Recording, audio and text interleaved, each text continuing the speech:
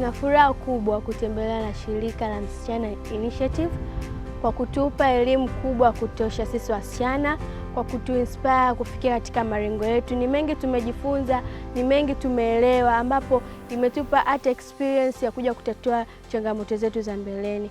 Mfano, changamoto ambayo inatukumba sisi wasichana ni kutokujiamini, kushindwa kutatua changamoto. Mfano, ushawishi. Unakuta tuna vijana wengi wa bodaboda ambao unatumia fursa hiyo kuwadanganya wanafunzi, na wanafunzi kwa sababu hana elimu ya kujua mimi kujitetea au kujisimamia, anaingia katika ile changamoto na pia inamfanya kushindwa kufikia malengo yake.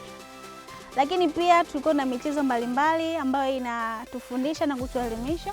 Tulikuwa na mchezo fulani hivi mzuri sana wa karata. Tulikuwa na magrupu matatu ambayo ni ndoto kubwa, kujiamini na kujitambua. Grupu langu lilikuwa ni ndoto kubwa. Nilichojifunza kutoka pale ni kwamba tunapaswa kwanza kushirikiana, kwa sababu tulikuwa magrupu ya wasichana wengi, tunashirikiana. Je, hii ni karata yetu, hii sio karata yetu? Tumeshirikiana ipasavyo, ingawa sisi hatukushinda, walishinda wenzetu. Lakini kiukweli ilikuwa ni kitu kizuri sana. Baada ya kucheza kadi zile, tulipewa tena kijaribio fulani hivi kingine kizuri, tuligawanywa kama grupu. Kwa mimi nilikuwa timu ya kujitambua. Changamoto zinazokabiliana na sisi ya kujitambua inatokana na malezi ya nyumbani, shuleni huku na njiani.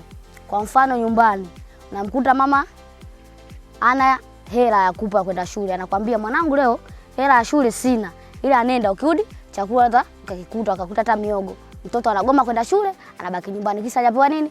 Hela kuja kutumia.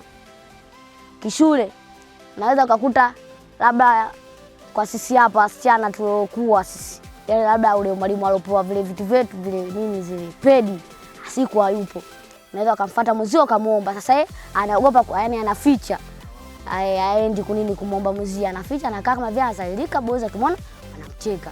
Unatakiwa ujitambue, ukiwa na shida unamfuata mzio, hata kama hauna confidence ya kwenda kumwambia, unamfuata tunamwambia. Kwa hiyo wametupa elimu jinsi ya kujitegemea sisi wenyewe, kujisimamia sisi wenyewe, kujiamini pia na kufikia malengo yetu kwa kusoma na kwa bidii. Hiyo imetufanya kufurahi na kujihisi sisi tunathaminiwa na kujiona bora katika jamii yetu. Tunasema asante sana, Mungu awabariki, aweze kuwafanikisha katika kazi zenu. Asante. Msichana mwenye ndoto.